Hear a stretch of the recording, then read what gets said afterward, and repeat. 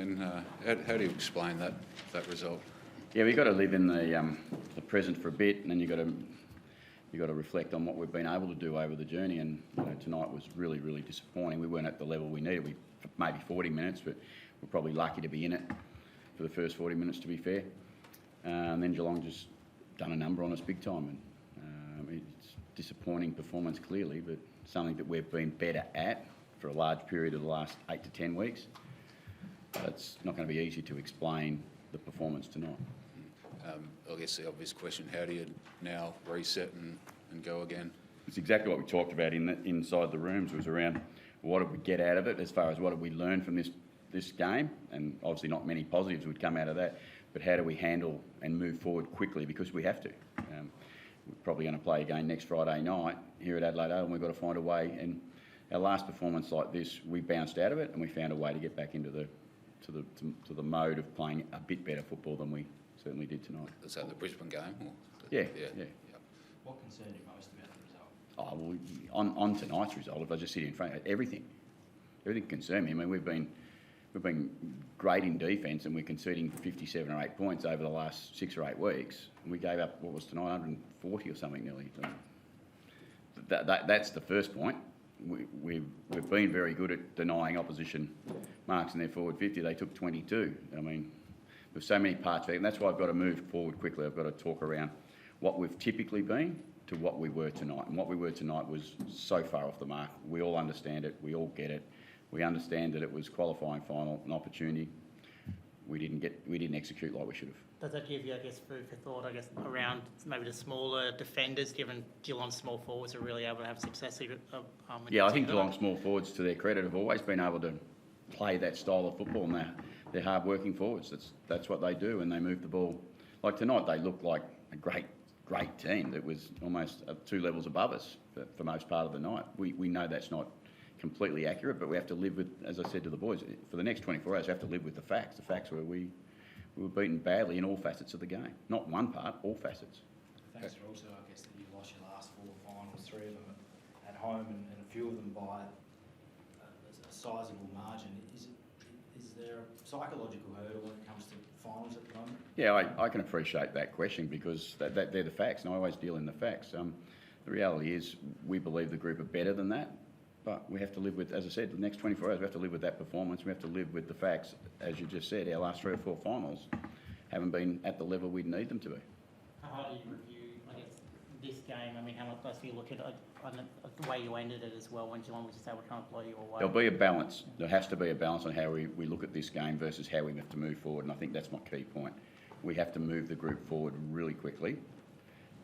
We have to own what happened, but we also have to move forward quickly, because we've got to get a chance to play another final next week, and something that we've earned. You get the opportunity to get a double chance. Unfortunately, we're going to have to use it. We didn't want that to be the case. We didn't set out for that to be the case. We now got that actual reality in front of us.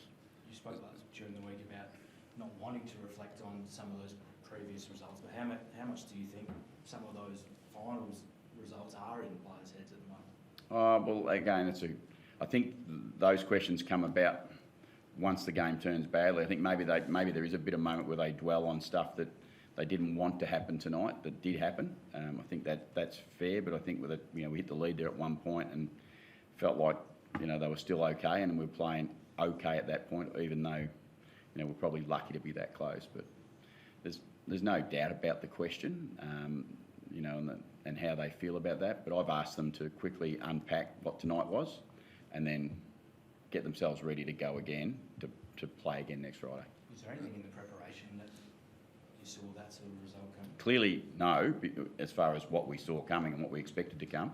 So you would never go into it and thinking that was poor preparation, or you would change it at that moment. So you get your proof after the event, and then you have to deep dive into, well, what was potentially leading to that type of performance? And I think that's a fair question to ask me. How's that? He got a whack in the ribs, and obviously he couldn't go on. So that's pretty clear indication he's pretty sore at the moment. But hopeful, we'll wait and see. We'll see what happens with scans and bits and pieces tomorrow, and hope that he's okay. It would be worrying, given Zach's so tough. When Zach can't play, the Yeah. pain must be pretty. When he's voted the toughest player in the AFL by his peers and he couldn't go out there again and play, it does tend you to a point of, must be reasonably sore for Zach to be like that. But I don't have the evidence or I don't have any information to give you other than we'll give that as soon as we know it. And the nature of the industry, obviously the coach cops it, Yep. the heat will come on you. How do you, I guess, reflect on how you prepared the team and how do you move forward? Yeah, well, it's a group. It's about our coaching group and it's about our playing group and it's about our footy club. It's not. I know and I get that it falls back to the head coach in some ways, but the reality is we've always said this is all of us doing this. This is all of us trying to achieve something together. It's not one individual, but there's a figurehead and for me, I sit in that spot, which, you know, I've been really clear all year. I work really hard to give the best results we can possibly get, and my team of coaches and my team of people in the footy department do everything they can not to have that result. We had that result tonight, but as I said, the season suggests that we've been better than that consistently. We have not turned up in a final and played the way we wanted to. That's fact. Did the players give any feedback in your brief chat to them? Yep. Yeah, no, we talked around how they felt about it and what, you know, that they would talk about being disappointed and being a bit down on the way they played and the way we played as a collective group. So we'll help them answer some of those challenges, but I also asked them to think about, well, you got a chance to play again next week. What do we need to do about that? And the response to that is that we have to move on really quickly and we have to get ready for next week. And I'm assuming your message to supporters would be stick with you and come back next Yeah, week. they always, I mean, no one would turn up tonight wanting to see the performance we had tonight. I don't probably need to spend too much time talking around what our supporters would or shouldn't do. They should be, they'll be here, they'll try and do their best to help support the team, and that's all they can ever do, and I ask them to keep supporting the team. When it's such a big loss like that, do you need to resist the urge not to get super creative at selection, or do you need to sort of just throw caution to the wind next week? No. We've got to go back to what we think's more like us, and we get it. Tonight was nothing like what, and I think that's what we've got to be able to reflect on. Our last 5 or 6 weeks, we haven't been like that tonight, but we were showed up in that area tonight. Maybe we just didn't handle the occasion as well as we needed to, clearly, but the group's been pretty consistent with what they've been able to do, and I'm going to trust that they can be as consistent again straight away next week. What gives you the confidence that they can handle the occasion when they haven't so often, or in these recent? So I try to look at things in a more positive way as best I can, and you know, you're glass half full. You go, every experience you get, you have to learn from and you have to deal with. And we've had another experience that we certainly don't like, and we want to be better than that. But our next chance is our chance to show that we're actually trying to get better at that again. And I'm going to back them in to say that I think that they'll deliver a much better result than that their next opportunity they get to play. They've been able to do that for a good period of time, bar, as you're going to ask me, bar in finals. Was Charlie Dixon ahead of Todd Marshall the right call tonight?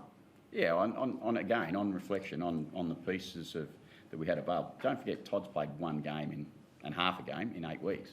We didn't have Todd fit and firing and playing lots of football. We just didn't really have all the choices that you want in that space. But, you know, it's a wonderful thing after the event is in hindsight. You look back and reflect and go, well, could Todd have done a bit better than... Let's not just talk about Charlie. Let's talk about probably 18 of our players out there that we wish they had played better. But when you get a team that plays as poorly as we did, it's hard for any player to play well. How much of of a a worry? Todd hasn't played for a while, despite the fact is he in the mix, or is he likely to come in next week, or do you just... Well, we'll sit back, we'll reflect on this piece, and then we'll look at what's going forward and what we need to do. We can't make wholesale changes at this time of the year. We just don't. We don't have the personnel available to make those type. And we've got some people who are out of the team. You know, if you go through the players that we don't have available, can't do much about them. We can only do with what we've got. We've got some players that we think can certainly step up and help us get better if that's what we choose to do. How much of a concern is the key forwards at the moment, given I think it's maybe 3 goals in the last 12 quarters of footy or something like that? I mean, obviously it seems like a bit of an issue for you. Yeah, clearly we would much rather a better return from them, but they're going to survive with the way we use the ball and we move the ball, and we didn't give them a chance tonight. You know, we banged in there a bit too much. We didn't change angles enough at times, but maybe that was the pressure that Geelong put on us. I think we have to reflect on that.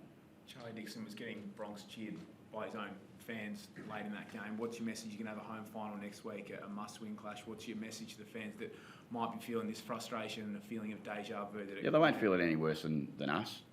They definitely won't. They won't feel any worse than us. They've just got to, for us, we need them to stick with us and come along and be here to help and support us and believe in the team. The team have been a team that they've been trying their asses off all through this year to get to this point. We failed tonight. I'm not going to spend another second in. We didn't deliver what we needed to deliver. We didn't deliver it in the final that we wanted to deliver it in. But we're going to learn from it, and we're going to work really hard to break through that barrier and give ourselves another chance. All good? Thanks, Ken.